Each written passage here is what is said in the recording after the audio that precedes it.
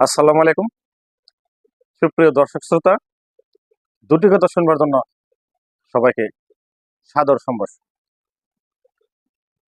আমরা জানি শিক্ষাই জাতির মেরুদণ্ড এবং এই মেরুদণ্ড গঠনের মূল কারিগর সম্মানিত শিক্ষকবৃন্দ। শিক্ষক জাতির গঠনের প্রধান কারিগর, সমাজের দর্পণ এবং সমাজের আদর্শ। দেশের সকল শ্রেণীর মানুষ শিক্ষককে সম্মান করে, শিক্ষকের কথা মেনে চলে। এমন একটা সময় এই দেশে ছিল, সামাজিকভাবে কোনো কাজ করতে গেলে মানুষ প্রথমেই শিক্ষকের সাথে পরামর্শ করতেন এবং শিক্ষকরা সমাজের বিভিন্ন সামাজিক সমস্যা, সামাজিক অনুষ্ঠানের নেতৃত্ব দিতেন, পরামর্শ দিতেন এবং যে কোনো ধরনের মহৎ কাজ বাস্তবায়নে অগ্রণী ভূমিকা রাখতেন। অভিভাবকগণ ছাত্র নিয়ে শিক্ষকের কাছে যেতেন এবং বলতেন, আমার এই ছেলেটাকে একটা আদর্শ মানুষ বানিয়ে দিবেন। ছাত্রদের মধ্যে এমন প্রবণতা লক্ষ্য করা যেত যে ছাত্ররা বাবা মায়ের কথা না মানলেও শিক্ষকের কথা মানতেন এবং শিক্ষকের কথা মেনে পরিশ্রম করে মেধার বিকাশ ঘটিয়ে দেশ ও জাতির সম্মান উজ্জ্বল করতেন। এমন ছাত্র এই দেশে হাজার হাজার। কিন্তু শিক্ষকের অতীত গৌরবময় ইতিহাস থাকলেও বর্তমান সময়ে শিক্ষকরা বিভিন্নভাবে নির্যাতিত, নিপীড়িত হচ্ছেন। তাদের সামাজিক, পারিবারিক এবং রাষ্ট্রীয় মান মর্যাদা অনেকাংশেই ক্ষুণ্ণ হচ্ছে। বর্তমানে সোশ্যাল মিডিয়া সহ বিভিন্ন সংবাদ মাধ্যমে দৃষ্টি রাখলেই দেখা যাচ্ছে কোনো না কোনোভাবে শিক্ষকগণ নির্যাতিত হচ্ছেন।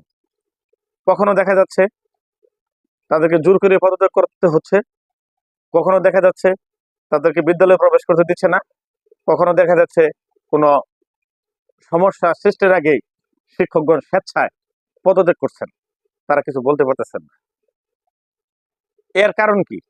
অবশ্যই কোনো যৌক্তিক কারণ এর ভিতরে আছে। শিক্ষক শিক্ষকতা করবেন, আদর্শ ছাত্র করবেন, জ্ঞানের বিকাশ ঘটাবেন, জ্ঞান ভিত্তিক সমাজ গড়ে তুলবেন, এটাই শিক্ষকের দায়িত্ব। কিন্তু লক্ষ্য করলে দেখা যাবে এই শিক্ষক সমাজ দীর্ঘদিন ধরে বিভিন্ন রাজনৈতিক দলের তকমা গায়ে লাগিয়ে শিক্ষকতাকে এড়িয়ে তারা স্বার্থ হাসিল করছে, অথবা বিভিন্ন রাজনৈতিক দলের নেতৃবৃন্দ শিক্ষকগণকে তাদের ক্ষমতার অপব্যবহার করে শিক্ষকগণকে পথভ্রষ্ট করেছেন। এখানে শুধু শিক্ষকরাই দুর্নীতিগ্রস্ত হয়েছে তা নয়, অনেকাংশে লক্ষ্য করলে দেখা যাবে রাজনীতিবিদরা শিক্ষককে দুর্নীতি করতে বাধ্য করেছে। হয়তো এই বাধ্যবাধকতাকে শিক্ষক অতিক্রম করতে পারতেন যদি শিক্ষকদের সেরকম সুদৃঢ় ব্যক্তিত্ব থাকতো বা ওই শিক্ষক সেই ব্যক্তিত্বটা গড়ে তুলতে পারতেন। অত্যন্ত দুঃখজনক হলেও সত্য, শক্ত মেরুদণ্ড যুক্ত ব্যক্তিত্ববান শিক্ষক আমাদের বর্তমান সমাজে খুবই অল্প। কারণ কারণ অনেক, যেমন বিদ্যালয়ের নিয়োগকর্তা রাজনীতিবিদ বা সরকারি চাকরিতে নিয়োগকর্তাও রাজনীতিবিদ। রাজনীতিবিদরা বিভিন্ন ধরনের অসৎ উপায় অবলম্বন করে বিভিন্ন প্রতিষ্ঠানে শিক্ষক নিয়োগ দিয়ে থাকেন। এই ক্ষেত্রে দেখা গেছে অনেক যোগ্য মেধাবী প্রার্থী থাকা সত্ত্বেও অনেক অযোগ্য, অসৎ, অর্থনৈতিকভাবে স্বাবলম্বী লোককে তারা চাকরিতে নিয়োগ দিচ্ছেন টাকা পয়সা গ্রহণ করার মাধ্যমে। কথাগুলো ওপেন সিক্রেট। যদি কাউকে জিজ্ঞেস করা হয় যে আপনার চাকরির ক্ষেত্রে টাকা লাগছে, কোনো প্রার্থী বলবে না যে টাকা লাগছে, অথচ গোপনে গোপনে আলাপ হয় 10 লাখ, 15 লাখ, 20 লাখ ইত্যাদি টাকা লাগে। টাকা ছাড়া এসএমসি কমিটির সভাপতি বা দুর্নীতিগ্রস্ত প্রধান শিক্ষক কোনো নিয়োগই বাস্তবায়ন করতে পারে নাই। সেখানে শিক্ষা মন্ত্রণালয়ের ডিজি, ডিও, উপজেলা শিক্ষা অফিসার, রাজনৈতিক নেতৃবৃন্দ পদে পদে তারা ঘুষ বাণিজ্য করে, এবং এটা তাদের প্রধান পেশা ছিল।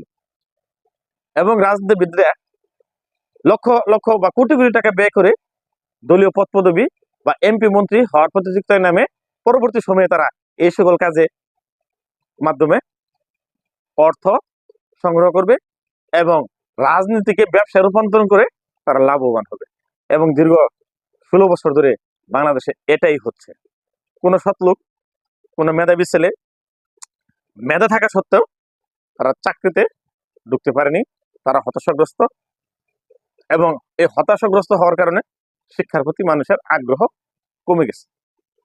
আর ঘুষ বাণিজ্য, অনৈতিক অর্থ লেনদেন, ক্ষমতার অপব্যবহার কারণে অনেক অযোগ্য লোক প্রশাসন বা শিক্ষকতার মধ্যে ঢুকে গেছে, যার কুফল সমাজবাসী বর্তমানে ভোগ করতেছে।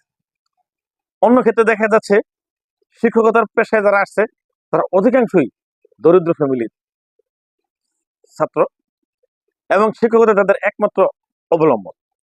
এই চাকরিটা কোনো ক্রমে ক্ষতিগ্রস্ত হলে, তাদের বেতন বন্ধ থাকলে তাদের পরিবার অনাহারে অর্ধহারে থাকবে। এবং রাজনীতিবিদদের কথার বাইরে গেলে তারা স্বেচ্ছাচারী হয়ে তাদেরকে বিভিন্ন ক্ষেত্রে হয়রানিমূলক ব্যবস্থা গ্রহণ করে, ইতিমধ্যে করেছে এবং হুমকিতে রাখছে। অর্থাৎ শিক্ষকরা জ্ঞানী হলেও তাদের কথা বলার কোনো সুযোগ সমাজে নাই, কারণ রাজনীতিবিদরা তাদেরকে এমন ভাবে চাপে রাখছে বা রেখেছিল যে শিক্ষক সত্য কথা বলতে গেলে তাদের ত্রুটি ধরা হতো এবং হুমকি দিত এবং সাসপেন্ড করে রাখতো।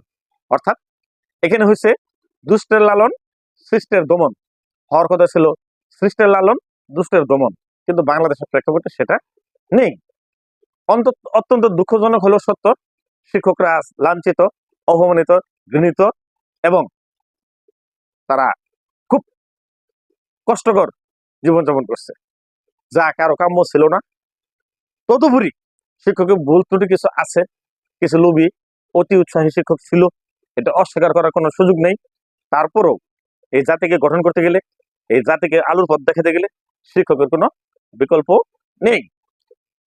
তারপরেও শিক্ষককে হতে হয় জ্ঞান সাধক, ব্যক্তিত্ব সম্পন্ন, সৎ, আদর্শ, একজন একদম নিরেট সমাজের দর্পণ এবং আদর্শের প্রতীক এবং সকলের শ্রদ্ধেয় ব্যক্তিত্ব। শিক্ষক যদিও এই ব্যক্তিত্ব গড়ে না তুলতে পারে, তাহলে তার সমাজে জবাবদিহি করতে হয়। তারপরেও ভুল ত্রুটি যাই হয়েছে শিক্ষকদের, এটা বিভিন্ন কারণে হয়েছে। শিক্ষক এককভাবে কোনোভাবে এটা দায়ী করা সমীচীন হবে না।